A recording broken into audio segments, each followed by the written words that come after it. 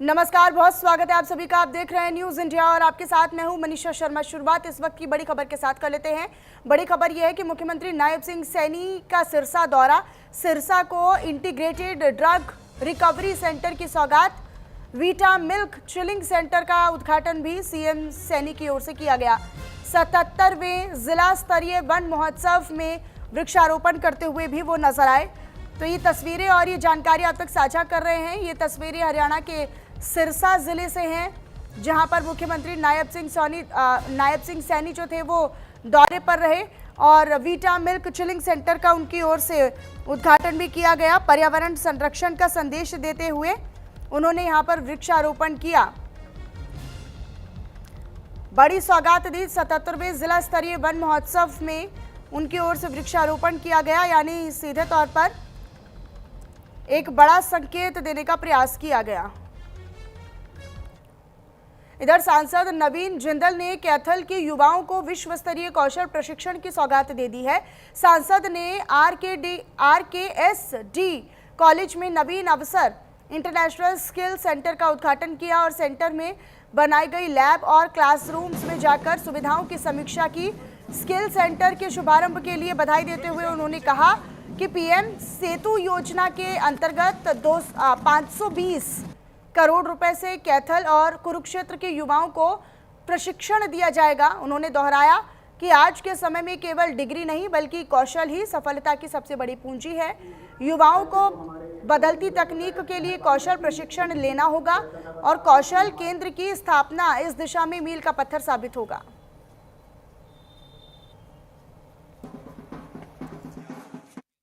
RKSD college परिसर के अंदर यहाँ पर नवीन अवसर शुरू किया है। अलग अलग स्किल डेवलपमेंट के, कौशल विकास के कोर्सेज यहाँ पर आज शुरू हो गए हैं। हमारा जो ये कॉन्सेप्ट है कि कैंपस इन कैंपस, तो करीब 20 इस तरह के चालू करेंगे अलग अलग जगह के ऊपर। कुरुक्षेत्र के अंदर कुरुक्षेत्र इंटरनेशनल स्किल सेंटर अब चालू हो गया है। वहाँ पे हजारों बच्चे वहाँ पर पढ़ रहे हैं। जो मैंने कहा था आज से 2 साल पहले कि मैं कैथल में, कुरुक्षेत्र में कौशल विकास केंद्र स्थापित करूंगा, जिससे हमारे युवाओं को कौशल मिल सके। उनको गलत तरीके से, कोई विदेश जाना चाहता है, उनको गलत तरीके का इस्तेमाल ना करना पड़े, बल्कि उनके हाथों में जब हुनर होगा तो वो ठीक ढंग से वीजा लेकर के वो विदेश जा सकते हैं, अपने पैरों पे खड़े हो सकते हैं। और वो सिर्फ नौकरी नहीं मिलेगी उनको, बल्कि वो बाकी लोगों को भी रोजगार दे सकते हैं। चलिए खबरों में आगे रुक कर लेते हैं। अब आपको बताएं, जहां नीट पेपर लीक मामले में कैथल में कांग्रेस ने विरोध प्रदर्शन किया और विरोध प्रदर्शन करते हुए रैली निकाली और राष्ट्रपति के नाम जिला उपायुक्त के माध्यम से ज्ञापन भी सौंपा। कांग्रेस की रैली में हजारों की तादाद में यहां पर युवा पहुंचे, छात्र और आम नागरिक भी शामिल होने के लिए पहुंचे। पूरे मार्च में जलती मशालों और हाथों में तिरंगा लहराते हुए लोगों ने जमकर नारेबाजी की। विधायक आदित्य सुरजेवाला का ये आरोप है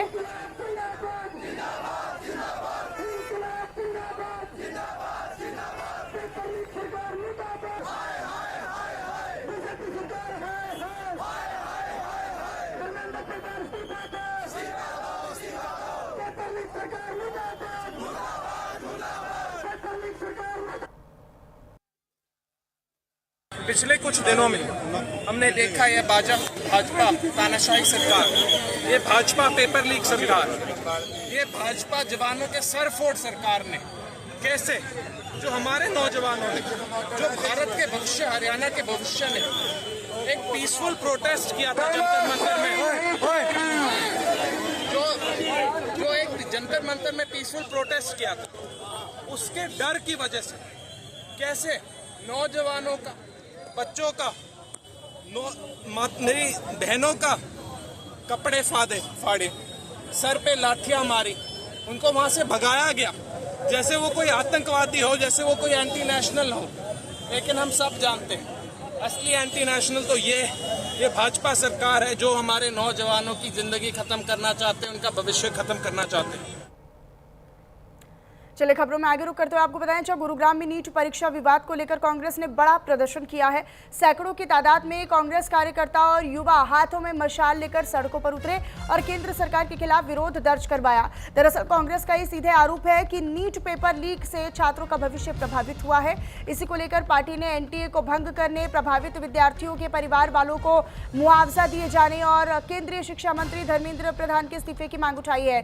प्रदर्शन के दौरान कांग्रेस कार्यकर्ताओं ने कथित नीट अनियमितताओं से प्रभावित छात्रों को श्रद्धांजलि भी दी और साथ ही साथ पार्टी नेताओं ने यह भी आरोप लगाया कि छात्रों की आवाज दबाने की कोशिश की जा रही है। कांग्रेस नेताओं के मुताबिक छात्र हितों को लेकर पार्टी देश के 28 शहरों में लगातार कार्यक्रम आयोजित करेगी, साथ ही अपनी मांगों को लेकर संबंधित अधिकारियों को ज्ञापन भी सौंपेगी।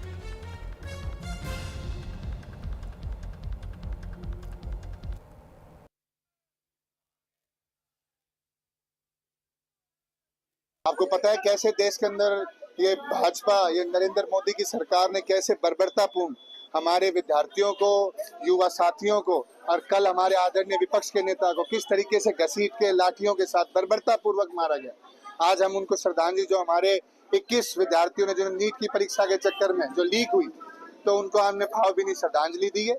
और आपके सामने कैसे युवा साथियों का हुजूम था गुड़गांव की सड़कों के ऊपर, और सिर्फ ये जताने के लिए कि नरेंद्र मोदी कायर है, राहुल भैया फायर है। देखिए, जब ये इन्होंने विपक्ष के नेता श्री राहुल गांधी जी को ही नहीं बख्शा, जो पार्लियामेंट में अगर प्रधानमंत्री के बाद किसी का दर्जा है तो विपक्ष के नेता का होता है, उनको जिस तरीके से घसीटा गया, तो ये सोनम वांगचुक या निशित कटारिया या अमृत को क्या छोड़ेंगे। इधर दिल्ली के जंतर मंतर पर छात्रों के प्रोटेस्ट की आंच अब हरियाणा के रेवाड़ी तक पहुंच चुकी है। दरअसल छात्रों पर पुलिस कार्रवाई के विरोध में जिले के विभिन्न छात्र संगठन लामबंद हुए और पीएम मोदी के नाम ज्ञापन भी सौंपा गया। प्रदर्शनकारियों ने सरकार और शिक्षा मंत्री के खिलाफ जमकर नारेबाजी की। छात्रों ने राज्य और केंद्र सरकार पर युवाओं के भविष्य के साथ खिलवाड़ करने का आरोप लगाया। प्रदर्शनकारियों ने चेतावनी देते हुए कहा कि अगर सरकार जल्द ही पेपर लीक माफियाओं पर सख्त कार्रवाई नहीं करती है तो हरियाणा में भी नेपाल की तर्ज पर उग्र आंदोलन किए जाएंगे।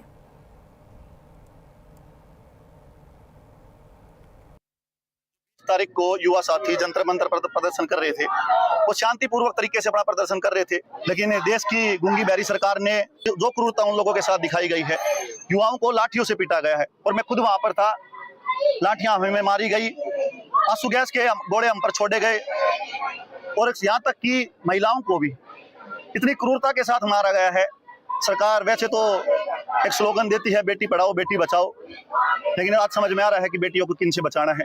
बेटियों को बचाना है गूंगी बहरी सरकार से, निकम्मे लोगों से जो उन बेटियों को मारने का काम करते हैं। किसके नाम ज्ञापन दिया? अब आपकी डिमांड क्या है? हमने प्रधानमंत्री के नाम ज्ञापन दिया है, डीसी साहब के थ्रू जो मैसेज दिया है उसमें यह है कि जिन भी अधिकारियों, दिल्ली पुलिस पूरी भाजपा जनता पार्टी के इशारे पे काम कर रही है। युवाओं के ऊपर लाठियां बरसाई जा रही हैं। आपने देखा होगा वहाँ पे 2 गाड़ियां खड़ी हैं जो डैमेज गाड़ियां हैं, जिनके ऊपर पहले से आज से 4-4 साल पहले इंपाउंड कर रखी है पुलिस ने, दिल्ली पुलिस ने। ट्रक भरे खड़े हैं पत्थरों के, जो सिर्फ एक पूरा मैनिपुलेट करके बना रखा है कि युवा हम पे लाठियां पत्थर बरसा रहे हैं, शीशे फोड़ रहे हैं, जो पूरा एक झूठ है। आपने देखा भी था कुछ लोग उसके अंदर जिन्होंने की दाढ़ी आ रखी है, विदाउट ड्रेस हैं, विदाउट नेम प्लेटेड हैं, जो का पता लगा कि वो आरएसएस से बिलोंग करते हैं। तो ये पूरा क्लियर है कि ये क्या कुछ देखा दिया। जी देखिए, अगर सरकार अभी मान जाती है तो ठीक है, नहीं तो संसद के अंदर जाने का काम करेगी। जो चीज नेपाल में युवाओं ने करी, हम उसी कार्य को यहाँ पर दोहराना काम करेंगे। जैन जी वापिस यहाँ पे भी तैयार हो। धर्मेंद्र प्रधान का इस्तीफा मांग रहे हैं बच्चे, तो उनको इस्तीफा देने में क्या प्रॉब्लम है? जब बार बार पेपर लीक हो रहे हैं, 22 बच्चे मर चुके हैं, 21-22 बच्चे, तो इनको इस्तीफा देने में क्या प्रॉब्लम है? और जैसे कि लोग बच्चे अपनी आवाज उठा रहे तो उनको पीटा जा रहा है, उनको मारा जा रहा है। छोटे 6 साल के बच्चों को भी नहीं छोड़ा जा रहा है। 2 मिनट के लिए अगर सोचा जाए तो आंखों में आंसू आ जाए, इतनी बुरी तरह से पीटा गया है।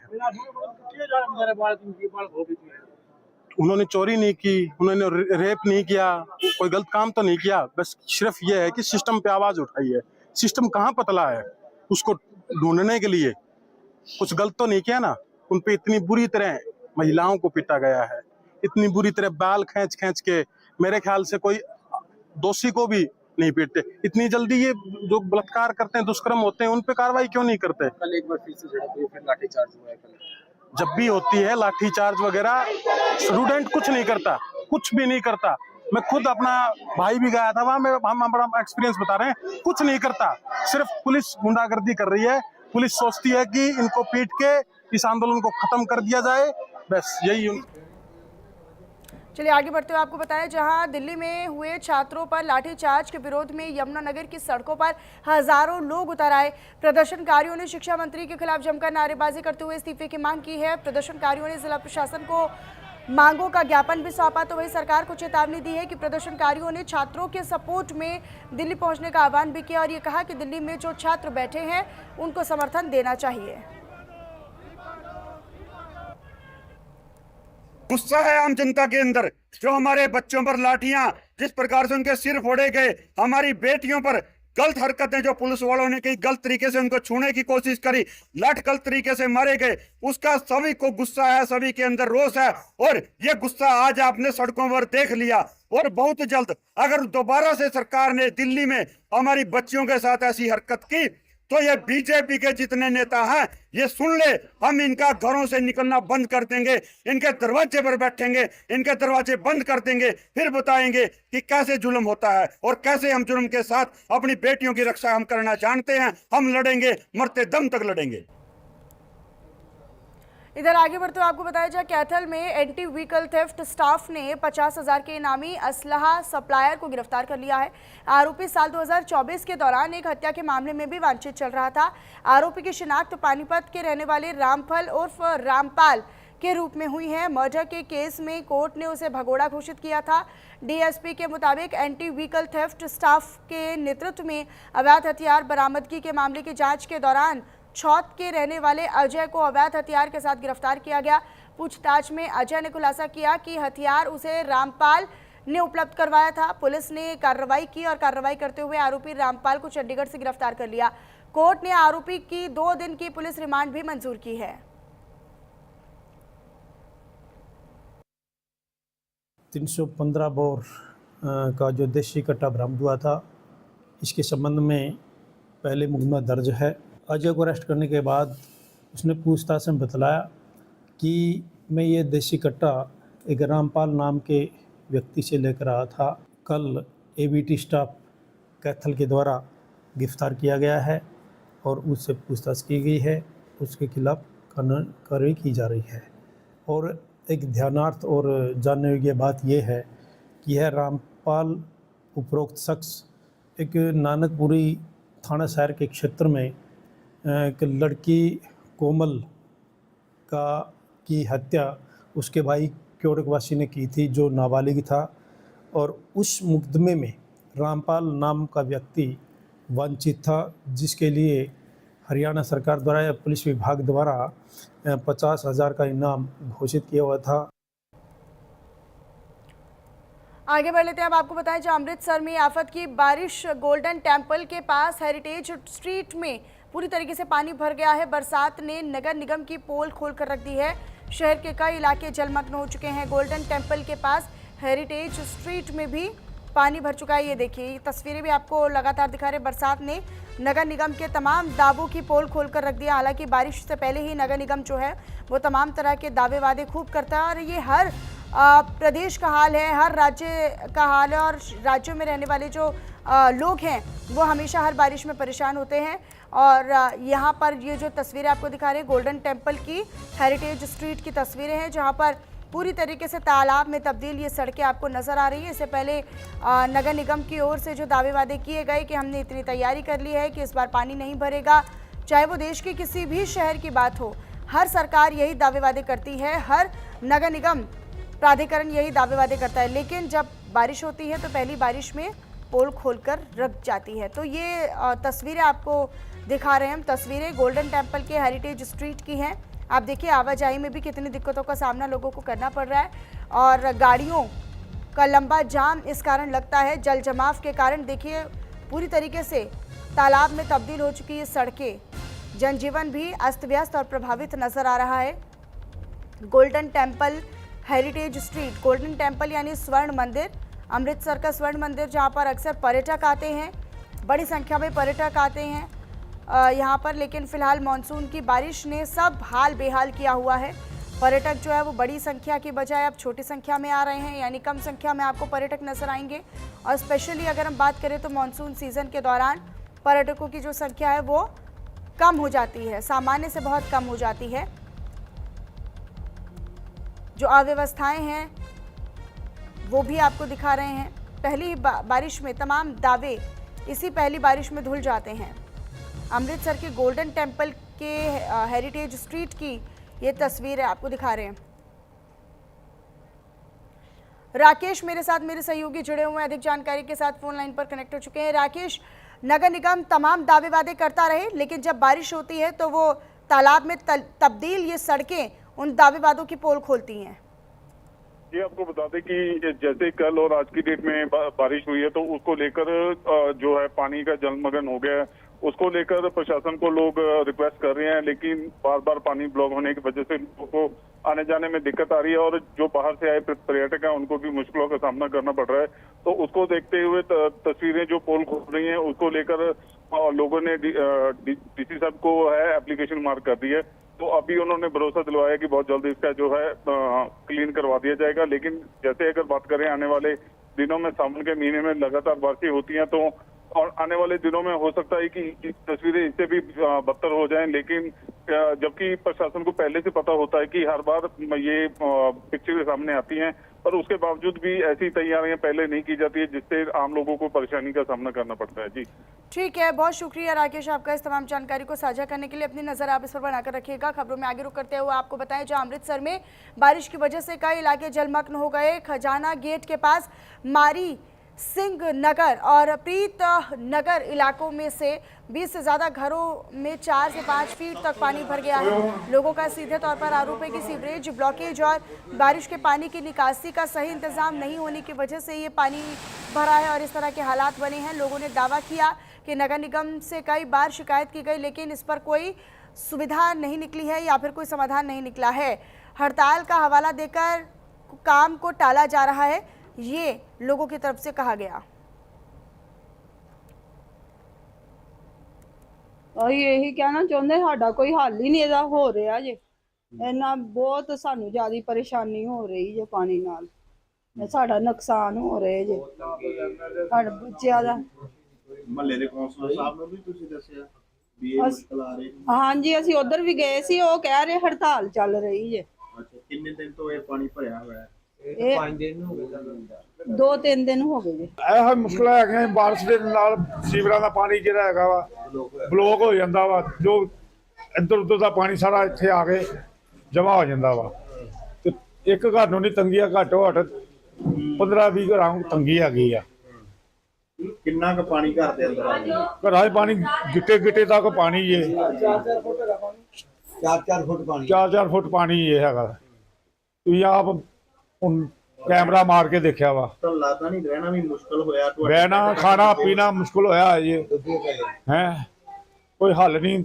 ਹੈਗਾ ਜੀ ਇਹੋ ਹੀ ਆ ਰਹੀ ਆ ਕਿ ਮਹਾਰਾਜ ਪਾਣੀ ਜਿਹੜਾ ਮੀਂਹ ਦੇ ਨਾਲ ਇਕੱਠਾ ਹੁੰਦਾ ਗਲੀ 'ਚ ਸਾਰੇ ਘਰ ਗਲੀ ਦੇ ਡੁੱਬੇ ਪਏ ਸਾਰੇ ਮਹੱਲੇ ਦੇ ਇਹ ਠੀਕ ਹੋਣੇ ਚਾਹੀਦੇ ਆ ਪਾਣੀ ਦਾ ਜਿਹੜਾ ਵਿਕਾਸ ਆ ਉਹ ਚੱਲਣਾ ਚਾਹੀਦਾ ਪਹਿਲੀ ਵਾਰੀ ਇਦਾਂ ਹੋਇਆ ਕਿ ਅਕਸਰ ਹੀ ਇਦਾਂ ਹੁੰਦਾ ਇਹ ਜਿਹੜਾ ਹੁਣ ਕੰਮ ਹੋਇਆ ਨਾ ਇਹ ਜ਼ਿੰਦਗੀ 'ਚ ਪਹਿਲੀ ਵਾਰੀ ਹੋਇਆ ਵਾ ਪਹਿਲੇ ਜਿੰਨਾ ਵੀ ਮੀਂਹ ਪੈਂਦਾ ਰਿਹਾ ਵਾ ਪਾਣੀ ਨਿਕਲ ਜਾਂਦਾ ਰਿਹਾ ਇਹ ਜ਼ਿੰਦਗੀ 'ਚ ਪਹਿਲਾ ਚਾਂਸ ਹੋਇਆ ਪਾਣੀ ਭਰਿਆ ਹੋਇਆ ਹਾਂਜੀ ਇਹ ਪਾਣੀ ਇਦਾਂ ਹੋਇਆ ਵਾ ਮਹਾਰਾਜ ਕੋਈ ਰਸਤਾ ਹੀ ਨਹੀਂ ਛੱਡਿਆ ਪਾਣੀ ਜਾਣ ਦਾ ਸਭ ਪਾਸੇ ਮਲਬੇ ਸੁੱਟ ਦਿੱਤੇ ਆ ਜਿੱਧਰੋਂ ਪਾਣੀ ਜਾਣਾ ਆ ਕਿਸੇ ਪਾਸੇ ਪਾਣੀ ਜਾ ਹੀ ਨਹੀਂ ਰਿਹਾ ਇਹ ਪਾਣੀ ਕਿੱਧਰ ਜਾਏ ਪਾਣੀ ਨੂੰ ਕੋਈ ਰਾਹ ਮਿਲੇਗਾ ਤੇ ਪਾਣੀ ਜਾਏਗਾ ਮੁਸ਼ਕਲਾਂ ਸਰ ਬਾਰਿਸ਼ ਦੀਆਂ ਮੁਸ਼ਕਲਾਂ ਬਹੁਤ ਜ਼ਿਆਦੀਆਂ ਵੱਧ ਗਈਆਂ ਤੇ ਜਿਨ੍ਹਾਂ ਕਰਕੇ 4-4-5 ਫੁੱਟ ਘਰਾਂ ਦੇ ਵਿੱਚ ਪਾਣੀ ਵੜ ਗਿਆ ਅੰਦਰ ਸਮਾਨ ਇੰਨਾ ਕੁ ਜ਼ਿਆਦਾ ਮਤਲਬ ਕਿ ਖਰਾਬ ਹੋ ਚੁੱਕਾ ਵਾ ਅਸੀਂ ਆਪਣੇ ਘਰਾਂ 'ਚੋਂ ਕੰਮ ਕਰਨ ਜਾਈਏ ਪ੍ਰਾਈਵੇਟ ਬੰਦੇ ਆ ਅਸੀਂ ਕੰਮਾਂ ਕਾਰਾਂ ਤੇ ਜਾਈਏ ਕਿ ਆਪਣਾ ਸਮਾਨ ਸਾਂਭੀਏ ਕਿ ਆਪਣੇ ਬੱਚੇ ਸਾਂਭੀਏ।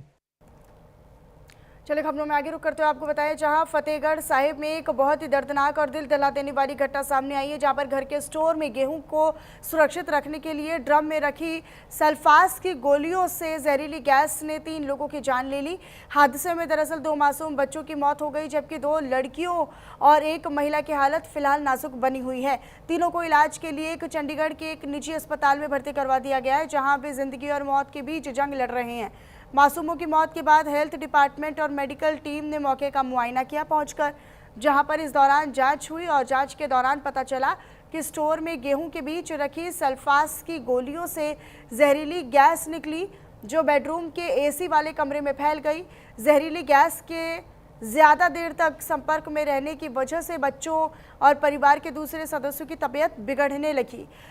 इसी वजह से यही कारण है कि गैस स्टोर में खींचकर कमरे में फैल गई, जिससे वहां पर सो रहे परिवार के सभी सदस्य इससे प्रभावित हुए।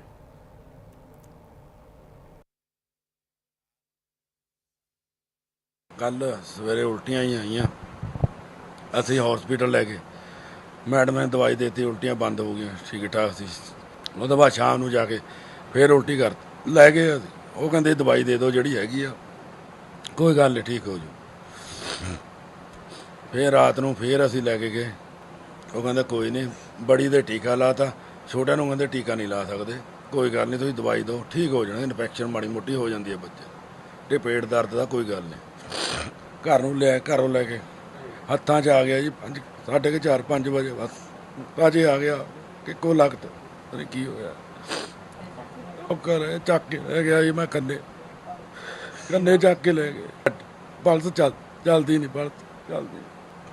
कारण तो गैस दसदे भी सल्फात की गैस का असर हो गया, ढोल के विचों भी एसी ने खिंच ली,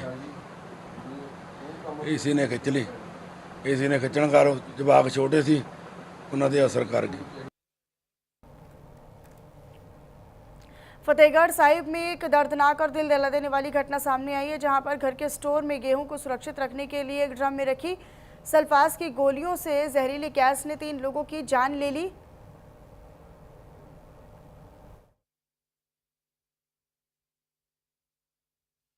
साझा कर रहे हैं। दरअसल पंजाब के तरन तारण में सोशल मीडिया पर शादी का वादा कर पैसे ठगने का एक मामला सामने आया है। जानकारी के मुताबिक एक युवक एक युवती से इंस्टाग्राम पर काफ़ी समय से बातचीत कर रहा था, उसके संपर्क में था। फिर लड़की के मुताबिक युवक शादी का झूठा वादा करके पैसे ठग रहा था।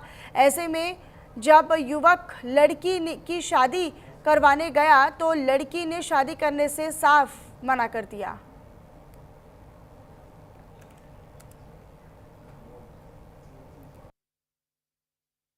और जी कुड़ी गल करदी रही इदां इंस्टाग्राम ते 2-3 महीने हो गए।